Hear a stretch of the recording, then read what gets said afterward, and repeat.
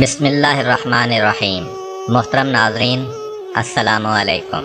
ایک دن حضرت سلیمان علیہ السلام سمندر کے کنارے تشریف فرما تھے۔ ان کی نگاہ ایک چیونٹی پر پڑی جو گندم کا دانہ منہ میں لیے سمندر کی طرف جا رہی تھی۔ جناب سلیمان علیہ السلام مسلسل اسے دیکھتے رہے۔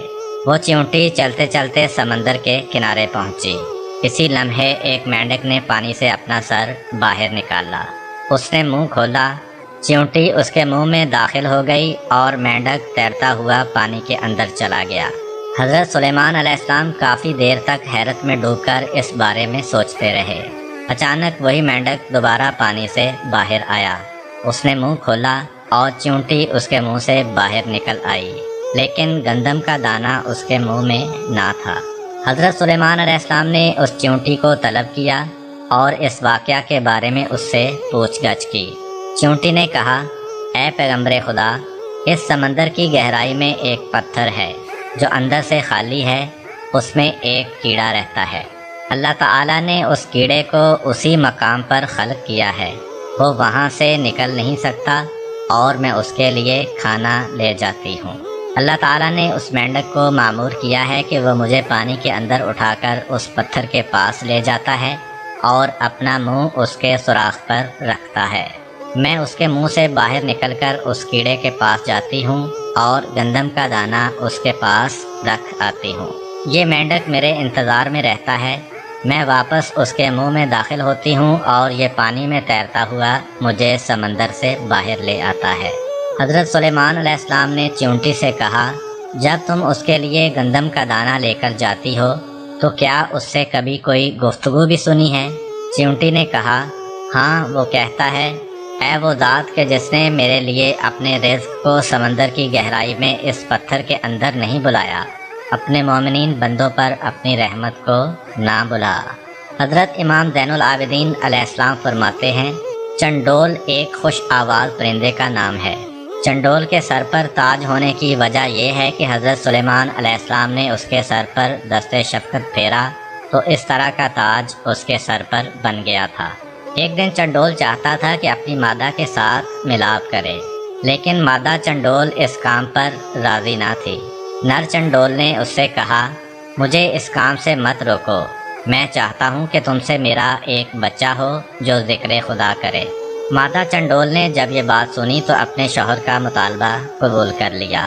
پھر جب انڈے رکھنے کا وقت آیا تو وہ انڈے رکھنے کی جگہ کے بارے میں پریشان تھی۔ چنڈول نے کہا، میری رائے یہ ہے کہ سڑک کے قریب انڈے رکھو کہ جو کوئی بھی تجھے دیکھے تو یہ خیال کرے کہ تم دانہ دنکا اکٹھا کرنے کے لیے وہاں پر آئی ہو، لہذا دیکھنے والے کو تم سے کوئی غرض نہ ہوگی۔ مادہ چنڈول نے اپنے شوہر کی تجویز قبول کی اور سڑک کے کنارے انڈے رکھے اور ان پر بیٹھ گئی۔ جب انڈوں سے بچے نکلنے کا وقت قریب ہو گیا تو ایک دن ان دونوں پرندوں نے سنا کہ حضرت سلیمان علیہ السلام کا ٹھاٹھے مارتا ہوا لشکر روانہ ہو چکا ہے اور پرندوں نے ان کے سروں پر سایہ کیا ہوا ہے۔ مادہ چنڈول نے اپنے شوہر سے کہا، حضرت سلیمان علیہ السلام اپنے لشکر کے ہمراہ ہماری طرف آ رہے ہیں تاکہ یہاں سے عبور کریں۔ مجھے خطرہ ہے کہ میں اور میرے انڈے اس لشکر کے پاؤں کے نیچے کہیں نابود نہ ہو جائیں۔ نر چنڈول نے کہا، سلیمان علیہ السلام ایک مہربان اور شفیق انسان ہیں، لہذا پریشان ہونے کی کوئی ضرورت نہیں ہے۔ کیا تم نے بچوں کے کھانے کے لیے کچھ اکٹھا کیا ہے؟ مادہ چنڈول نے کہا، ہاں، میرے پاس ایک ٹڈی ہے جو میں نے بچوں کے لیے رکھی ہوئی ہے۔ کیا تمہارے پاس بھی کوئی چیز ہے؟ چنڈول نے کہا، میرے پاس کھجور کا ایک دانہ ہے جو میں نے بچوں کے لیے رکھا ہوا ہے۔ مادہ چنڈول نے کہا، تم کھجور اور میں ٹڈی اٹھا لیتے ہیں۔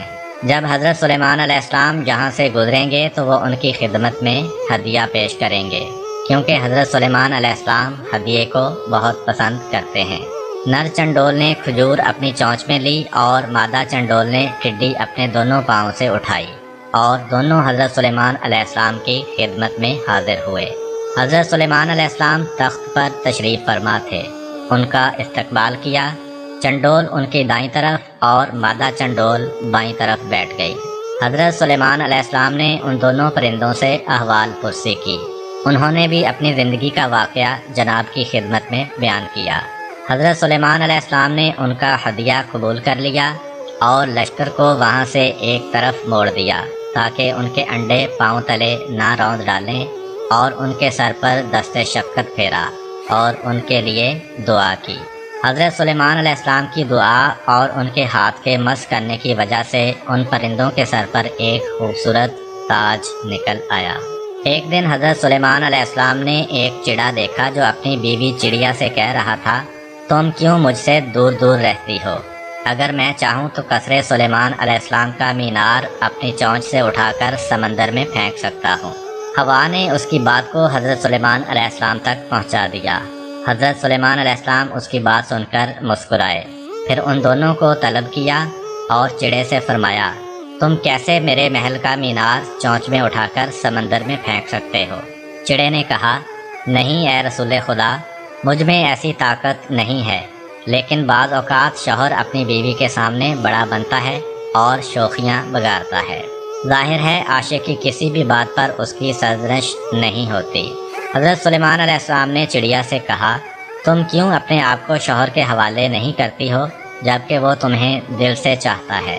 چڑیا نے جواب میں کہا، اے پیغمبر خدا، وہ عاشق نہیں ہے، فقط عشق کا دعویٰ کرتا ہے، کیونکہ وہ میرے علاوہ کسی اور کے ساتھ بھی عشق کرتا ہے۔ اس بات نے حضرت سلیمان علیہ السلام کے دل پر گہرا اثر کیا۔ انہوں نے شدید گریہ کیا اور گوشہ تنہائی میں چلے گئے، حتیٰ کہ 40 دن تک خدا کی بارگاہ میں گریہ کرتے رہے اور خدا کی بارگاہ میں درخواست کی کہ میرے دل میں غیر خدا کا عشق پیدا نہ ہو اور میرے عشق کو غیر خدا کے عشق کے ساتھ مخلوط نہ کرنا۔ ایک دن ایک سانپ حضرت سلیمان علیہ السلام کی خدمت میں حاضر ہوا اور کہا، فلاں شخص نے میرے 2 بچوں کو مار دیا ہے، لہٰذا میرا آپ علیہ السلام سے تقاضا ہے کہ اسے بطور قصاص پھانسی پر چڑھائیں۔ حضرت سلیمان علیہ السلام نے فرمایا، انسان کو سانپ کے بدلے میں قتل نہیں کیا جا سکتا۔ سانپ نے کہا، اے پیغمبر خدا، اگر اس کو قتل نہیں کریں گے تو پھر میری گزارش یہ ہے کہ اسے محکمہ اوقاف کا سرپرست بنا دیں، تاکہ اموال موقوفہ کو انصاف کے ساتھ استعمال نہ کرنے کی وجہ سے وہ وارد جہنم ہو، پھر اس سے دوزخ کے سانپوں کے ساتھ مل کر انتقام لوں گا۔ یہ روایت اس مطلب کو بیان کرتی ہے کہ وقف شدہ چیز کی ذمہ داری قبول کرنا انتہائی خطرناک اور مشکل کام ہے۔ وہ لوگ جو ایسی ذمہ داری قبول کرتے ہیں انہیں مکمل طور پر اس بات کی طرف متوجہ رہنا چاہیے کہ وہ ہمیشہ ہمیشہ کے لیے وادی جہنم کے کنارے کھڑے ہیں۔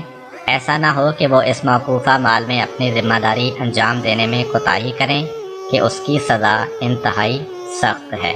ایک دن حضرت سلیمان علیہ السلام جنوں، انس اور پرندوں پر مبنی اپنے عظیم لشکر کے ہمراہ انتہائی نظم و ضبط اور شان و شوکت کے ساتھ جا رہے تھے کہ چلتے چلتے چیونٹیوں کی وادی میں پہنچ گئے۔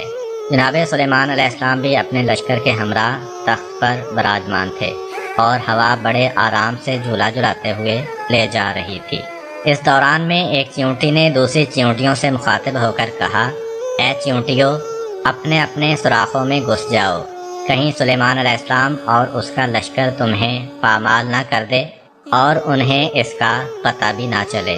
حضرت سلیمان علیہ السلام نے جب اس چیونٹی کی آواز سنی تو مسکرا دیے اور کہا، پروردگار، مجھے توفیق دے کہ میں تیری نعمت کا شکریہ ادا کروں جو تو نے مجھے اور میرے والدین کو عطا کی ہے، اور ایسا نیک عمل کروں کہ تو راضی ہو جائے اور اپنی رحمت سے مجھے اپنے نیک بندوں میں شامل کر لے۔ حضرت سلیمان علیہ السلام نے اپنے نوکروں کو حکم دیا کہ اس چیونٹی کو میرے پاس لایا جائے۔ نوکروں نے فوراً اس چیونٹی کو ان کی خدمت میں حاضر کیا۔ جناب سلیمان علیہ السلام نے اس چیونٹی سے فرمایا، کیا تمہیں معلوم نہیں ہے کہ میں خدا کا پیغمبر ہوں اور کبھی کسی پر ظلم و زیادتی نہیں کرتا؟ چیونٹی نے کہا، ہاں میں یہ بات جانتی ہوں۔ حضرت سلیمان علیہ السلام نے فرمایا، پھر تم نے چیونٹیوں کو مجھ سے کیوں ڈرایا ہے؟